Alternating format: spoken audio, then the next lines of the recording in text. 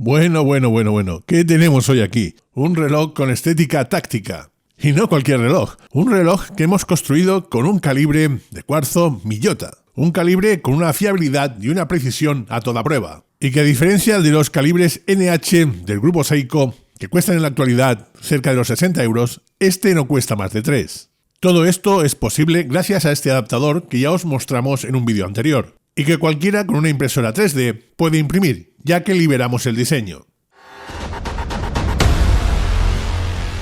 Pero vayamos al turrón. Veamos qué nos dan los de Miyota cuando compramos uno de estos movimientos por 3 euros.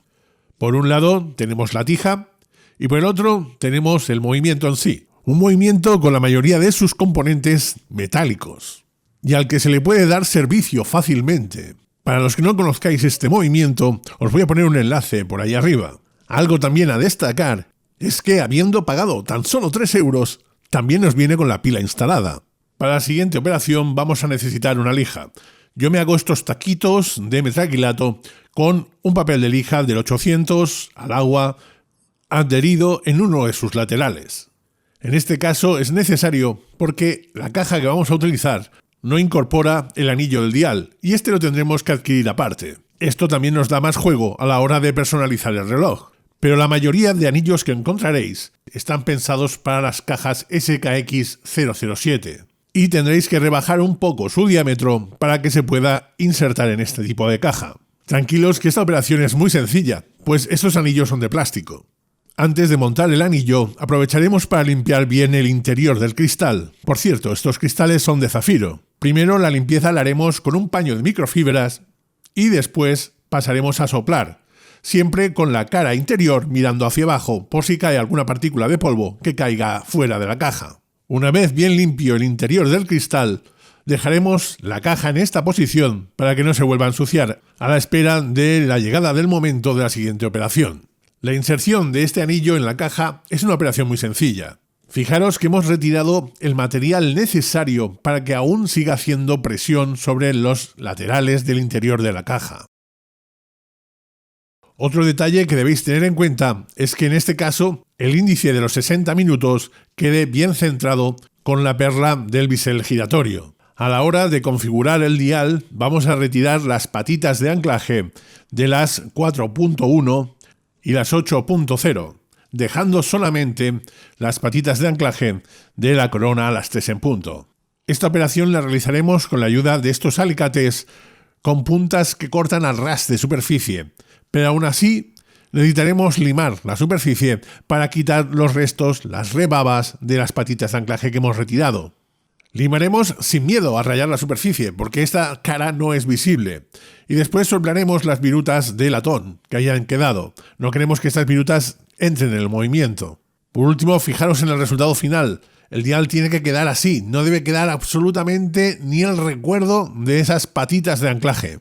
Pues después, cuando lo montemos, no tiene que quedar ningún espacio entre la cara posterior del dial y el movimiento. Por último, montaremos un conjunto de tija y corona, pues estos movimientos no llevan esa tija dummy que llevan los movimientos NH. Para seguir trabajando, va muy bien estos soportes que tienen este orificio central en el que podemos colocar los ejes de las agujas de horas, segundos y minutos. Llegados a este punto, os quiero enseñar lo mejor posible cómo se debe de retirar la tija.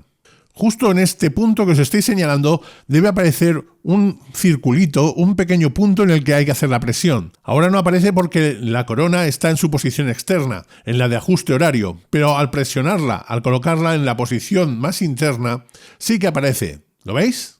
Es justo ahí donde se debe de presionar y la tija sale sin ningún problema. El adaptador o bata se coloca simplemente a presión.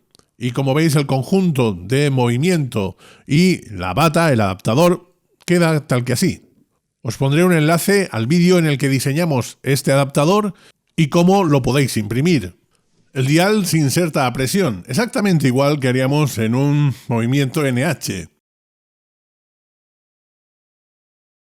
Fijaros lo que os decía, la distancia entre el dial y el movimiento debe ser lo más pequeña posible. El espacio entre el dial y el movimiento tiene que ser mínimo.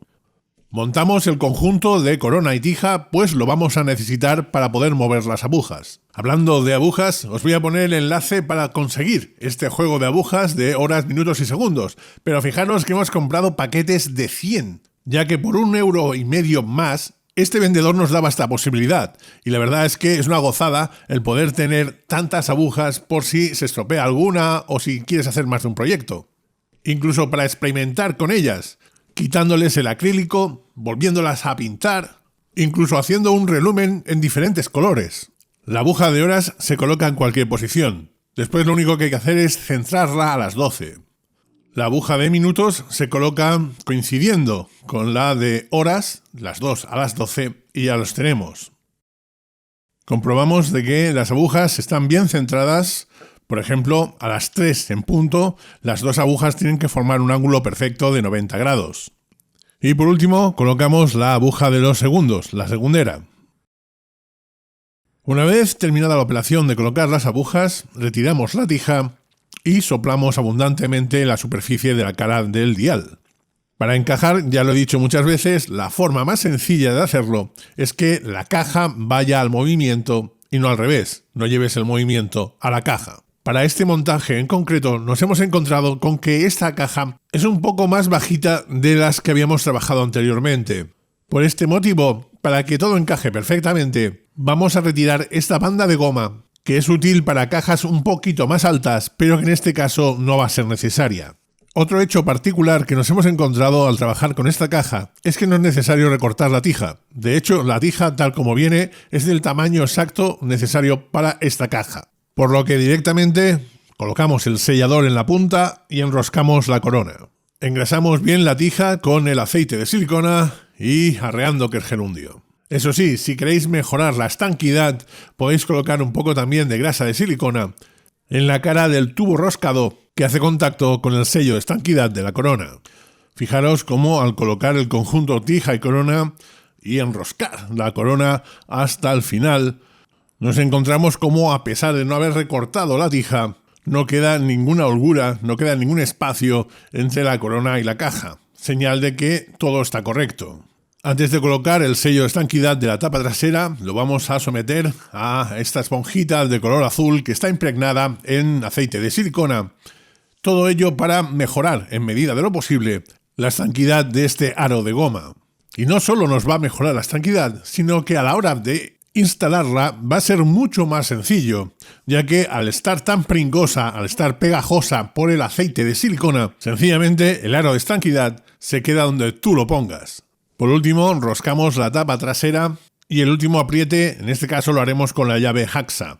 Eso sí, colocando un trozo de plástico transparente, una bolsa transparente, entre la llave y la tapa trasera, para evitar en medida de lo posible que se nos pueda rayar. Cosas que devalúan rápidamente un reloj son rayaduras en la esfera, en el dial, y rayaduras en la tapa trasera. El resultado final ya lo podéis ver en mi muñeca diabólica, cómo queda. Es un reloj contundente, es un reloj táctico que hemos vestido con esta correa de silicona, la cual tiene un estampado, un camuflaje empleado en la guerra urbana. Su bisel giratorio de 120 clics es preciso a la hora de accionarse y no tiene mucho más.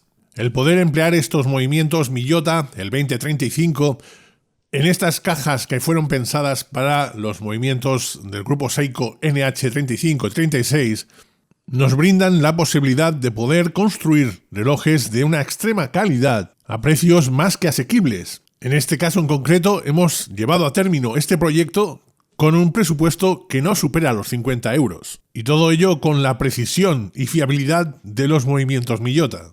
Procuraré dejaros los enlaces a todo el material que hemos utilizado para este proyecto, pero que ya sabéis que lo podéis conseguir donde queráis. Nosotros no vendemos nada ni nos llevamos nada con esos enlaces.